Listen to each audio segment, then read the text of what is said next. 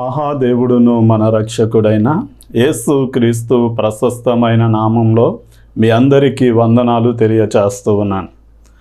మనం ఎబ్రీ పత్రిక 12వ అధ్యాయం 1 నుండి 3 వచనాలు చదువుకుని వాక్య సందేశానికి మనం వెళ్దాం.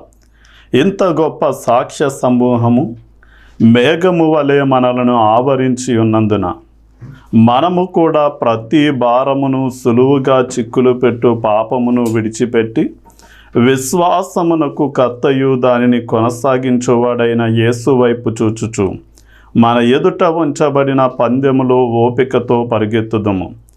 ఆయన తన ఎదుట ఉంచబడిన ఆనందము కొరకై అవమానమును నిర్లక్ష్యపరిచి సిలువను సహించి దేవుని సింహాసనం యొక్క కుడిపార్శ్వమున ఆసీనుడై ఉన్నాడు. మీరు అలసట పడకయు మీ ప్రాణములను విసుగకయు ఉండునట్లు పాపాత్ములు తనకు వ్యతిరేకంగా చేసిన తిరస్కారం అంతయు ఓర్చుకొనిన ఆయనను తలంచుకొనుడి. సరే, మనం చదవబడిన వాక్యంలోండి కొన్ని అమూల్యమైన దేవుని సంగతులను నేర్చుకున్నట్లయితే ఒక ఉదాహరణతో నేను మీ ముందు ఈ వాక్యాన్ని పరిచయం చేస్తాను. అమెరికా దేశంలో ఒక చిన్న బాలుడు తప్పిపోయి పోలీస్ స్టేషన్కి అప్పగించబడ్డాడు. ఇన్స్పెక్టర్ గారు ఒక కానిస్టేబుల్ని పిలిచి, ఇదిగో ఈ యొక్క బాబు తల్లిదండ్రులను నీవు కనుగొని నీవు అప్పగించమని బాధ్యతను ఆ కానిస్టేబుల్ గారికి అప్పగించారు. అలాంటి సమయంలో ఉదయం నుండి సాయంత్రం అయ్యేంత వరకు ఆ కానిస్టేబుల్ ఆ బాబును తీసుకొని ఆ గ్రామం అంతా కూడా తిరుగుతూ ఇక సాయంకాలానికి రోడ్డు పక్కనే ఫుట్పాత్ మీద కూర్చొని తన ఎదురుగా ఒక చర్చు ఉండడం, ఆ చర్చు పైన సిలువ ఉండడం చూసి లుక్ ఎట్ దట్ క్రాస్ అన్నాడు. అంటే ఆ సిలువను చూడు అని చెప్పిన వెంటనే ఆ బాలుడు ఆ చర్చిని ఆనుకుని ఉన్నటువంటి తన ఇంటిని గుర్తుపట్టి చర్చ్ సైడ్ మై హౌస్ అన్నాడు. అంటే మనం ఎక్కడకు తిరిగినా ఏం చేసినా చివరికి యేసు క్రీస్తు వారి దగ్గరికి రావాలి, ఆయన వైపు మాత్రమే చూడాలి. అందుకనే హెబ్రీ పత్రిక 12వ అధ్యాయం 2వ వచనంలో యేసు వైపు చూచుచు అని భక్తుడు మాట్లాడుతూ ఉన్నాడు. అంటే యేసు వైపు చూడడము అనేది మన జీవిత కాలంలో ఒకసారి జరిగే సంఘటన కాదు, కానీ మనము భూతకాలంలో ఆయన వైపు చూసిన మనం వర్తమాన కాలంలోనూ ఆయన వైపే చూడాలి, భవిష్యత్తులో కూడా. అంటే మన జీవిత కాలం అంతా కంటిన్యూగా ఆయన వైపు మాత్రమే చూస్తూ ఉండేవారిగా ఉండాలి. అంటే ఎక్కడ ఉన్నా, ఎప్పుడైనా, ఎలాంటి పరిస్థితుల్లోనైనా యేసుక్రీస్తు వారిని చూడడానికి మనకి పనికొచ్చే నేత్రము ఏంటి అంటే విశ్వాసం అనేటటువంటి నేత్రం. అందుకనే హెబ్రీ పత్రిక 11వ అధ్యాయం 1వ వచనంలో విశ్వాసమనున్నది నిరీక్షింపబడు వాటి యొక్క నిజస్వరూపమును అదృశ్యమైనవి ఉన్నవనుటకు రుజువునై ఉన్నది అన్నాడు. అంటే ఈ విశ్వాస నేత్రము ద్వారా మనం యేసు క్రీస్తు వారిని చూస్తూనే మనం ఉండాలి. యేసు క్రీస్తు వారు ఎలాంటి వారు అంటే విశ్వాసాన్ని కలిగించేవారు అన్న విషయం మనము గ్రహించాలి. అందుకనే విశ్వాసానికి కర్త అని రాయబడింది. అంటే యేసుక్రీస్తు వారు ఎలా విశ్వాసాన్ని కలిగిస్తారు అన్న విషయాన్ని మనం గనక పరిశీలన చేయగలిగితే, ఒక రోజున అపోస్తలులు యేసయ్య దగ్గరికి వచ్చి, యేసు ప్రభువా, మా విశ్వాసాన్ని అభివృద్ధి పరచు అని వారు ఆయన్ని కోరుకున్నారు, ప్రార్థించారు. అలాగే ఒక తండ్రి తన కుమారునికి దయ్యము పట్టి ఆ దయ్యము ఆ అబ్బాయిని మూర్ఛపోయేలా చేసి నీళ్ళలోనికి అగ్నిలోనికి త్రోస్తూ ఉన్న సమయంలో నా కుమారుణ్ణి బాగు చేయమని యేసుక్రీస్తు వారి శిష్యుల యొద్దకు అతనిని తీసుకొని వచ్చారు. అయితే వారు ఎన్ని చేసినా కానీ ఆ అబ్బాయిలో ఉన్న దయ్యాన్ని వదలగొట్టలేనప్పుడు ఆ అబ్బాయి తండ్రి యేసయ్య దగ్గరికి వచ్చి, నీ వలన ఏమైనా అయితే గనక నా కుమారుణ్ణి బాగు చేయమని కోరుకున్నప్పుడు యేసుక్రీస్తు వారు, నమ్ముట నీ వలనైతే నమ్మువానికి సమస్తము సాధ్యమే, ఇది నేను చెయ్యగలనని నమ్ముచున్నావా అన్నప్పుడు వెంటనే ఆ తండ్రి యేసయ్య దగ్గర మోకరించి నాలో అపనమ్మిక రాకుండా సహాయము చేయమని కన్నీళ్లు విడిచి బిగ్గరగా యేసయ్యను కోరుకున్నాడు. అంటే యేసుక్రీస్తు వారిని గూర్చిన సంఘటనలు మనము చదవడం ద్వారా, వినడం ద్వారా, ఆయన సహాయాన్ని అర్థించడము ద్వారా మనలో విశ్వాసాన్ని పుట్టించేటటువంటి కర్త ఆయనే. రెండవదిగా మనలో ఉన్న విశ్వాసాన్ని కొనసాగించువాడు కూడా ఆయనే అని వాక్యం సెలవిస్తుంది. అందుకనే మనం విశ్వాసానికి కర్తయు దానిని కొనసాగించువాడైన యేసు వైపు చూచుచు అన్న విషయం రాయబడింది. అంటే ఒక సైన్యాధిపతి ఒక సైన్యానికి ముందుగా నడుస్తూ తన సైన్యాన్ని ఎలాగా నడిపిస్తాడో అలాగే విశ్వాసాన్ని పుట్టించిన యేసు ప్రభువుల వారు కూడా మన ముందు ఒక సైన్యాధిపతి వలె నడుస్తూ మన విశ్వాసాన్ని కూడా ఆయన ఏం చేస్తాడు అంటే కొనసాగింపజేస్తాడు అన్న విషయం మనము గ్రహించాలి. అందుకనే మనం కీర్తనల గ్రంథం 34వ కీర్తన 5వ వచనంలో, అంటే యేసు వైపు చూచుచు మనలో విశ్వాసముంచి ఆ విశ్వాసంలో మనము కొనసాగేలాగా చేసే యేసు వైపు చూస్తే మనకి ఏం కలుగుతుంది అంటే, కీర్తనల గ్రంథం 34వ కీర్తన 5వ వచనంలో, వారు ఆయన తట్టు చూడగా వారికి వెలుగు కలిగెను, వారి ముఖములు ఎన్నడూ కూడా లజ్జింపకపోవును అని రాయబడింది. అలాగే కీర్తనల గ్రంథం 25వ కీర్తన 2వ చరణాన్ని మనం చదివితే, నా దేవా నీ యందు నమ్మికయుంచి ఉన్నాను, నన్ను సిగ్గుపడనీయకుము, నా శత్రువులు నన్ను గూర్చి ఉత్సహింపనీయకుము, నీ కొరకు కనిపెట్టుకొను వారిని ఎవడును నొందడు అని రాయబడింది. అంటే ఎవరైతే యేసు వైపు చూస్తారో వారు లజ్జపడరు అని, వారు సిగ్గుపడరు అని దేవుని వాక్యము సెలవిస్తుంది. అంటే మనం యేసు వైపు ఎలా చూడాలి అంటే, ఆయన వైపు నమ్మికతో మనము చూస్తూ, ఆయనకు ప్రార్థన చేస్తూ, ఆయన దగ్గర ఎవరైతే కనిపెట్టుకుని ఉంటారో వారు ఎన్నడూ కూడా సిగ్గుపడరు అని దేవుని యొక్క వాక్యం సెలవిస్తుంది. అందుకనే విశ్వాసానికి కర్తయు దానిని కొనసాగించువాడైన యేసు వైపు చూచుచు అని అంటాడు.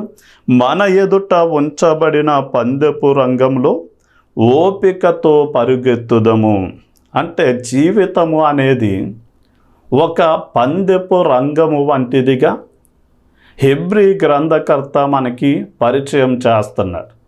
అంటే యేసు వైపే చూస్తూ మనం విశ్వాసంలో కొనసాగుతూ ఉండగా ఆయన మనల్ని సిగ్గుపడనీయక, లజ్జపడనీయక మనకి విజయాన్ని ప్రసాదించే దేవుడుగా ఉంటాడు. రెండవదిగా మన జీవితము పందెపు రంగము వంటిది గనక ఈ పందెపు రంగంలో ఎలా జీవించాలి అని కనుక మనం ఆలోచన చేస్తే, 1 కొరింథీ పత్రిక మనం 9వ అధ్యాయం 24 నుండి 27 వచనాలు మనం చూడగలిగితే, పందెపు రంగంలో ఉన్న ప్రతి వ్యక్తి కూడా బహుమతి పొందాలి అనే ఆశతో పట్టుదలతో వ్యవహరించాలి అని 1 కొరింథీ పత్రిక 9వ అధ్యాయం 24వ వచనం సెలవిస్తుంది. పందెపు రంగమందు పరిగెత్తు వారందరూ పరిగెత్తుదురు కానీ ఒక్కడే బహుమానము పొందునని మీకు తెలియదా? అటువలే మీరు బహుమానము పొందునట్లుగా పరుగెత్తుడి. బహుమానం పొందాలి అనే ఆశతో మనం ఈ క్రైస్తవ జీవితాన్ని కొనసాగించాలి.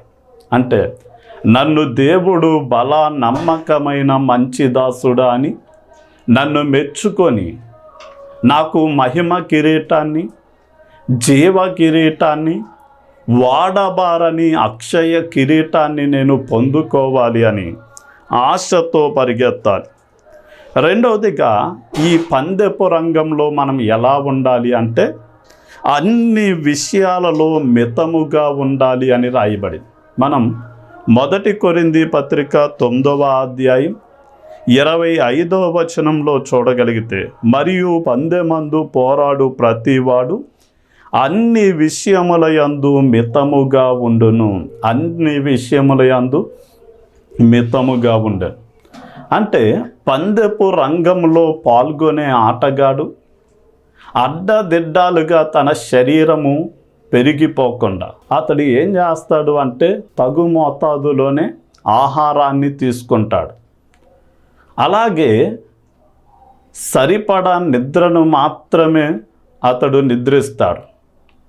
ప్రతిరోజు కూడా శిక్షణ పొందుతాడు.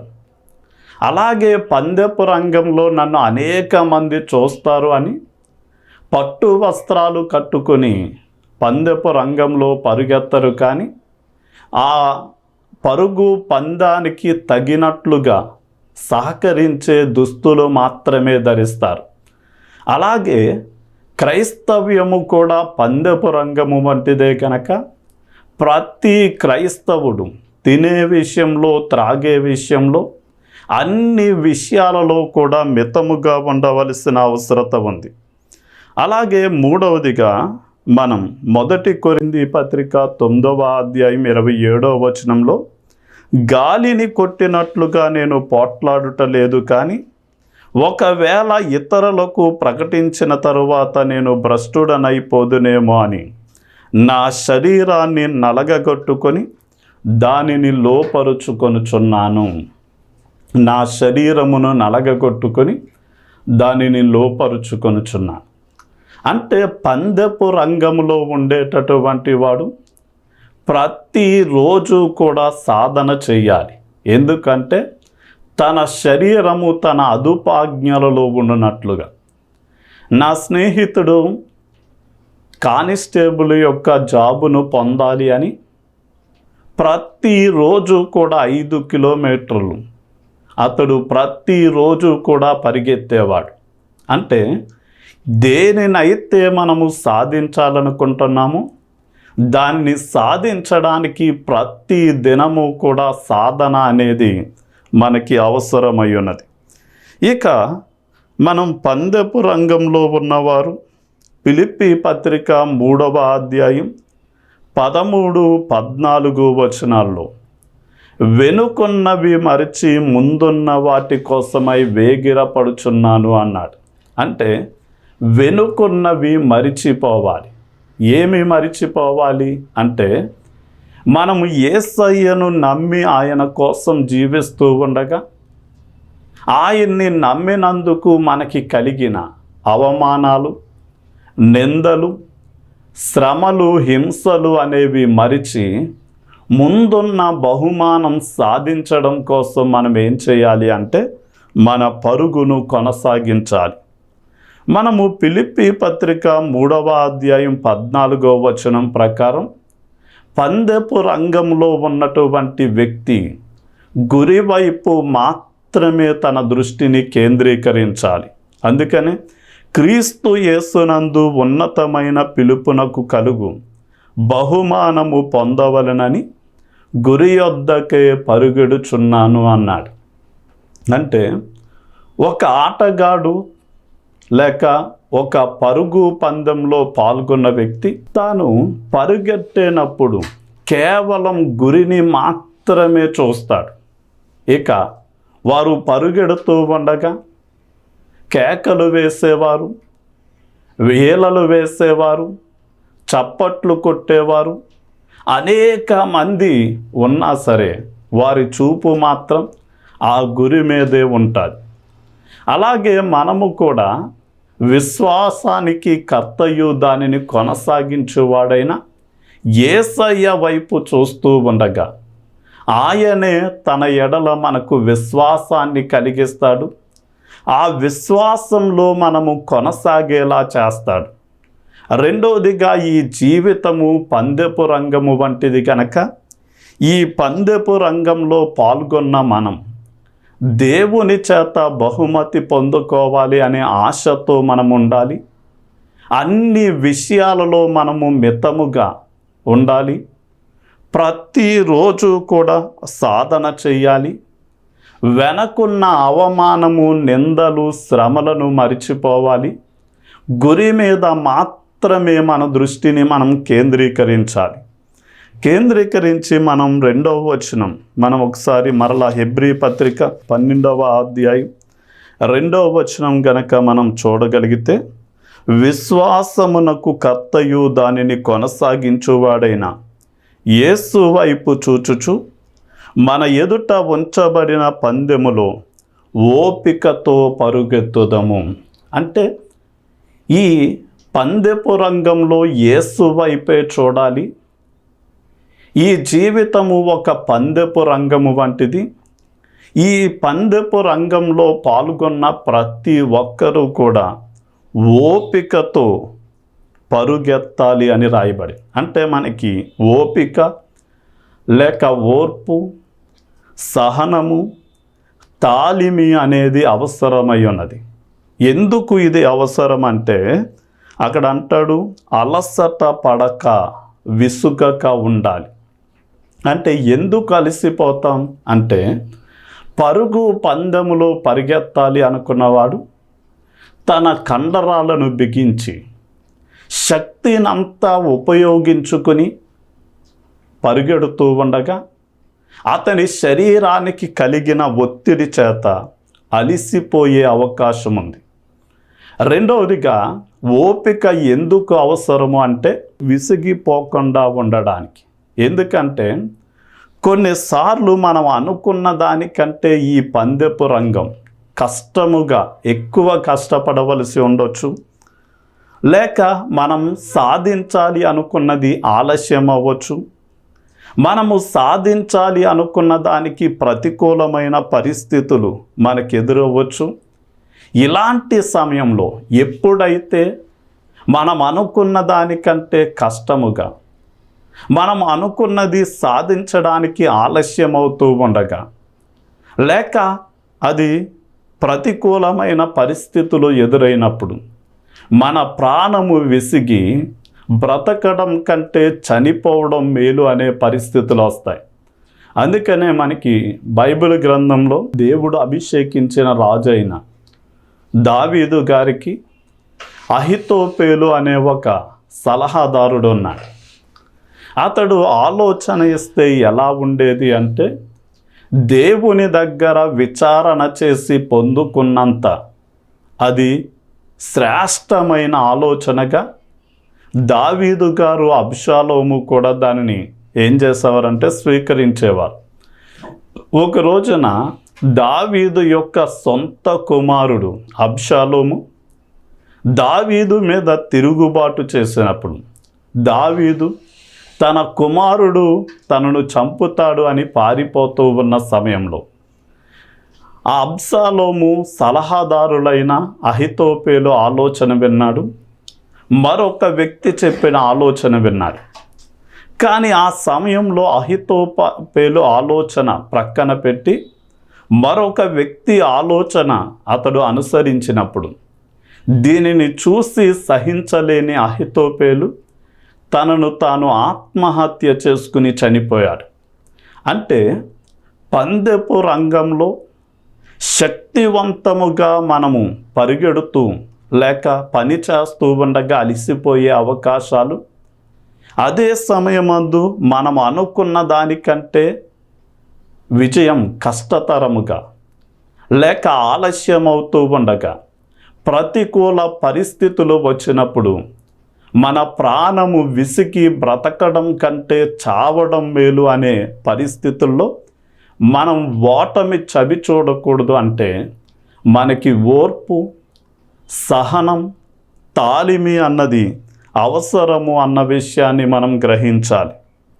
అందుకనే హెబ్రీ పత్రిక 12వ అధ్యాయం 3వ వచనంలో, మీరు అలసట పడకయు మీ ప్రాణములను విసుకకయు ఉండునట్లు పాపాత్ములు తనకు వ్యతిరేకముగా చేసిన తిరస్కారమంతయు ఓర్చుకొనిన ఆయనను తలంచుకొనిడి అంటాడు. ఆయనను తలంచుకొనాలి అంటే మనం ఇంకా ఓర్పుగా, సహనంగా ఉండాలి. అంటే పాపాత్ములు తనకు వ్యతిరేకంగా చేసిన దానిని అంతటిని సహించి భరించిన యేసుక్రీస్తు వారిని మనము తలంచుకునేవారిగా ఉండాలి. అందుకనే యాకోబు పత్రిక 5వ అధ్యాయం 11వ వచనంలో మనకి వాక్యాన్ని బోధించిన ప్రవక్తలను మనం ఆదర్శంగా తీసుకోవాలి అని. ఏ విషయంలో ఆదర్శంగా తీసుకోవాలి అంటే వారు శ్రమలను సహించడంలో వారిని మనం ఆదర్శంగా తీసుకోవాలి అని వాక్యం సెలవిస్తుంది.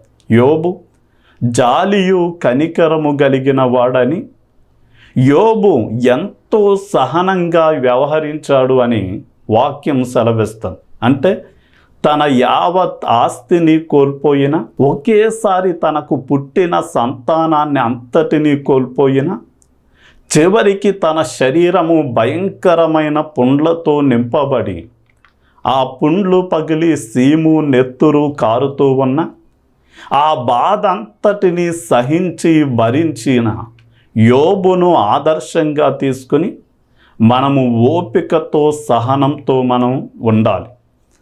అలాగే అబ్రహామును గురించి కూడా హెబ్రీ పత్రిక 6వ అధ్యాయం 15వ వచనంలో, దేవుడు నేను చూపించే దేశానికి వెళ్తే నేను నిన్ను ఆశీర్వదిస్తాను, నీవు నీ సంతానము ద్వారా భూలోక వంశములు అన్నీ కూడా ఆశీర్వదించబడతాయి అని దేవుడు వాగ్దానం చేశాడు. కానీ ఆ వాగ్దానము నెరవేరక రోజులు, వారాలు, నెలలు, సంవత్సరాలు గతించిపోతూ ఉండగా దేవుని వాగ్దానాన్ని విశ్వసించిన అబ్రహాము సహనంతో, ఓర్పుతో దేవుడిచ్చిన వాగ్దానాలను ఏం చేసుకున్నాడు అంటే స్వతంత్రించుకున్నాడు. అలాగే మనకి దేవుడు చేసిన వాగ్దానాలు నెరవేరాలి అంటే మనము కూడా ఆ వాగ్దానాలను నమ్మాలి, ప్రార్థించాలి. సహనంతో కనిపెట్టుకున్నప్పుడు దేవుని వాగ్దానాలు మన జీవితంలో నెరవేర్పులోనికి వస్తాయి. అందుకనే యేసుక్రీస్తు వారు కూడా సిలువను ఎలా సహించి భరించాడో, అలాగే మన జీవితంలో ఈ పందెపు రంగంలో ఎదురవుతున్న ప్రతి సమస్యలను కూడా మనము సహించేవారిగా, భరించేవారిగా, ఓర్పు కలిగిన వారిగా వ్యవహరించాలి. అందుకనే మనం హెబ్రీ పత్రిక 12వ అధ్యాయం 2వ వచనం గనక మనం చూడగలిగితే, ఆయన అనగా యేసు ప్రభువుల వారు తన ఎదుట ఉంచబడిన ఆనందము కొరకై అవమానమును నిర్లక్ష్యపరిచి సిలువను సహించి దేవుని సింహాసనము యొక్క కుడి పార్శ్వమున ఆసీనుడయ్యున్నాడు అని రాయబడి, దేవుని కుడి పార్శ్వమున ఆసీనుడయ్యున్నాడు. ఈ రోజున యేసు వైపు చూస్తూ ఉండగా ఆయనే మనలో విశ్వాసాన్ని కలిగిస్తాడు, ఆ విశ్వాసాన్ని కొనసాగింపచేస్తాడు. ఈ జీవితము పందెపు రంగము వంటిది. ఈ జీవితాన్ని మనం బహుమతి పొందాలి అనే ఆశతో ఈ జీవితాన్ని కొనసాగించాలి. అన్ని విషయాలలో మితముగా ఉండాలి. ప్రతిరోజు కూడా సాధన చేయాలి. అంత మాత్రమే కాదు, వెనుకున్న అవమానం, నిందలు, శ్రమలను మనం భరించాలి.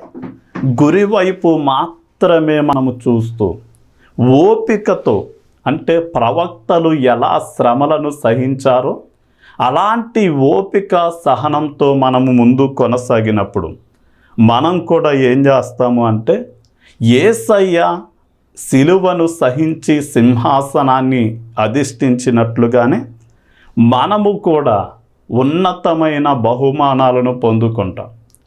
కష్టపడకుండా జీతము రాదు, శ్రమ పడకుండా ఫలితము రాదు, సిలువ లేకుండా సింహాసనము కూడా రాదు లేక దొరకదు అన్న విషయం మనము గ్రహించాలి. అందుకనే లూకా సువార్త 24వ అధ్యాయం 26వ వచనంలో యేసయ్య శ్రమపడి మహిమలో ప్రవేశించాలి అని, హెబ్రీ పత్రిక 1వ అధ్యాయం 3వ వచనంలో యేసుక్రీస్తు వారు ఏం చేశారు అంటే ఉన్నత లోకమందు మహామహుడగు దేవుని కుడిపార్శ్వమున కూర్చున్నాడు అని రాయబడి.